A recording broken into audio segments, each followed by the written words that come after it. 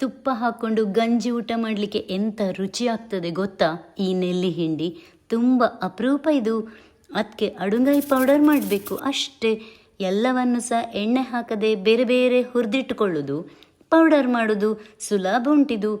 ಈ ಪೌಡರ್ಗೆ ಜಾಸ್ತಿ ಸಾಸಿವೆ ಹಾಕ್ತೇವಲ್ವಾ? ಸಾಸಿವೆ ನಮ್ಮ ಇಮ್ಯುನಿಟಿ ಹೆಚ್ಚು ಮಾಡ್ತದೆ, ಡೈಜೆಷನ್ ಇಂಪ್ರೂವ್ ಮಾಡ್ತದೆ. ಇದರಲ್ಲಿ ಒಮೆಗಾ 3 ಇರೋದ್ರಿಂದ ಆರ್ಥರೈಟಿಸ್ ನೋವು ಕಡಿಮೆ ಆಗಲಿಕ್ಕೆ ಸಹ ಒಳ್ಳೆಯದು. ಈ ಪೌಡರ್ ಒಂದಿದ್ರೆ ಅವಲಕ್ಕಿ ಕಲಸಿ ಉಪ್ಕರಿ ಮಾಡಲಿಕ್ಕೆ, ಪಲ್ಯಕ್ಕೆ, ಉಪ್ಪಿನಕಾಯಿ ಮಾಡಲಿಕ್ಕೆ, ಹೀಗೆ ಹಿಂಡಿ ಮಾಡಿಡಲಿಕ್ಕೆ ಎಷ್ಟು ಒಳ್ಳೆಯದಾಗ್ತದೆ ಗೊತ್ತಾ? ನಾನಿಲ್ಲಿ ನೆಲ್ಲಿದು ಮಾಡೋದು.